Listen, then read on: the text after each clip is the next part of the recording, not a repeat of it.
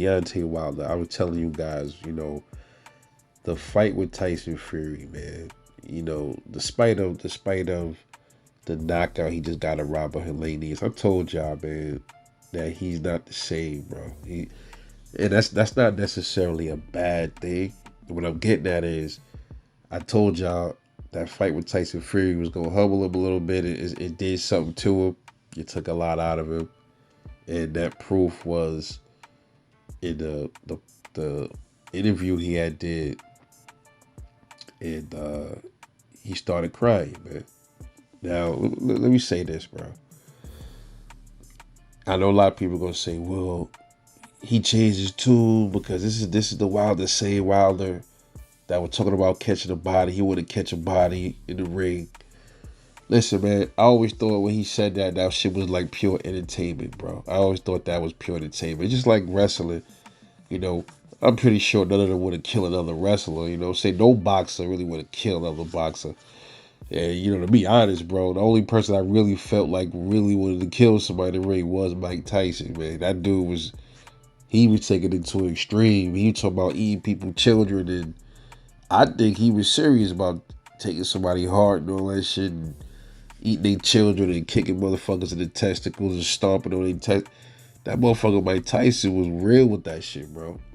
Now, see, the difference between Deontay Wilder and Mike Tyson, I don't know what Deontay Wilder's upbringing was, but I can assure you it definitely was night and days compared to Mike Tyson's upbringing, man. If y'all lived in Brownsville, y'all understand exactly what goes on in Brownsville, Brooklyn, and the type of people that come up out of there, bro. You know what I'm saying? It's nothing. It's a place that raised straight motherfucking goons, bro. You know what I'm saying? The girls in Brownsville be shooting dudes. You know what I mean? So that's a different place, bro. And if a lot of y'all not from New York, y'all wouldn't understand that until you actually lived in Brownsville, bro. I'm telling you now, that's one of that place ain't to be played with, bro. It's serious. If you live out there, you get the beef, you better be ready to swing something, bro. You better be ready to let something go. That's just what it is over there. Like, you gotta be a warrior to live in the Ville, bro. But anyway, little off topic, but similar relation. Deontay Wilder,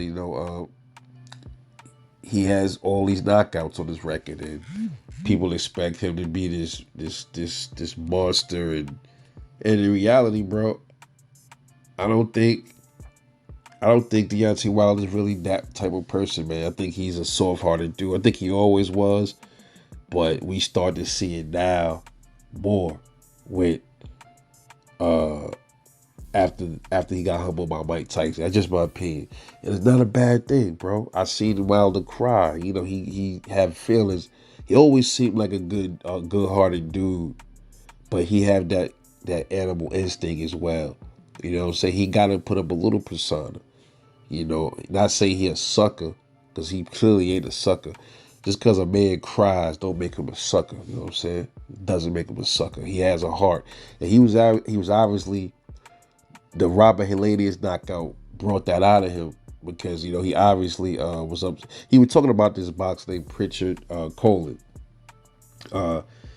Pritchard Colin was a boxer. I think his last fight was in I think it was 2015, if I'm not mistaken.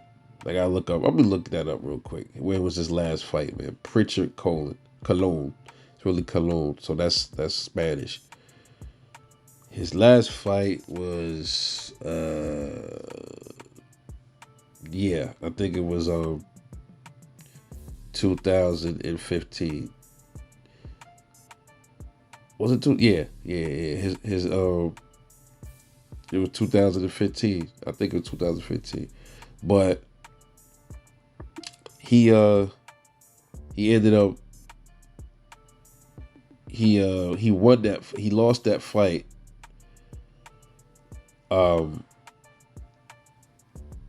trying to figure out the angle behind that. If I can remember, I'm trying to pull it up right here. I remember that because I followed that years ago, but I'm trying to see if I can find it, bro. If I could, yeah, there it is. Yeah,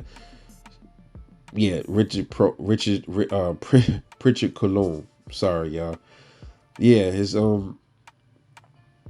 It says his last fight was 2015. I remember. He fought this guy named Terrell Williams in Virginia. It was on the Lamar Peterson Felix Diaz. It was on their card. It says he was in the front for the first few rounds, but it took a turn for the worse. And it said he got punched illegally in the back of the head multiple times, but the ref ain't step in. It says, and then he was then knocked down for the first time in his career, and he was allowed to keep going. And in between rounds, he spoke to the ringside doctor that he was dizzy, but he could still carry on, whatever. The boxer Terrell Williams got disqualified. Um, then they took Pritchard to the hospital. He was vomiting and experienced dizziness, and then he started having bleeding on the brain. And he was in a coma for almost a fucking year, man. 221 days. He remained in the coma and in a vegetative state since April 2017. And it looked like he's improving recently. He's been improving. So that is who Deontay Wilder was talking about, man. He clearly was shaking up. So when people get mad at Wilder for saying, yo, oh man, he said he wanted to catch a body, but this the same boxer wanted to say that, but now he talking about somebody is in a vegetative state and he got kids and he can't feed his children. Bro, he's a fucking man, bro. He's a human. He has emotions, bro. That is what calling a man is. I have no problem with Wilder crying. You know, it takes a man to do that. They tell us men we not supposed to cry, bro. Like, who came up with that shit? Obviously, if men wasn't supposed to cry, we wouldn't have tear ducts, right? We wouldn't have feelings. So a man cries, bro. There's nothing wrong with a man crying, man. You know, he let it out. He cried. It shows that he has a heart, bro.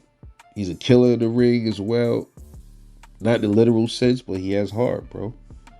You know, these guys box, bro. He didn't want to do that to Robert. I don't think he even meant to hit Robert Helenius that hard, bro. But see, when you that strong and you don't know your own strength, bro, that happens, man. But I guess he was giving his sparring partner, somebody that was his camp, a paycheck, you know. But unfortunately, you know, it bothered Wilder, bro. I'm telling you, a lot of that got something to do with the Fury shit, bro. Because I doubt he would have felt that bad and brought up Pritchard Cologne if he would have beat Fury 3 times.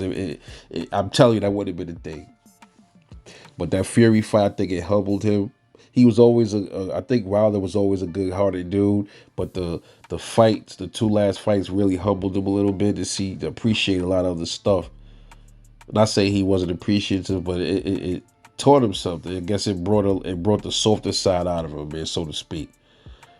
You know, so I see a lot of comments saying he's a hypocrite. And like, no, he ain't, man. He's a man, bro. He's a human being, just like you, just like me. Can't hold that against that man, bro. Just what it is. It's my take on it. But I was right.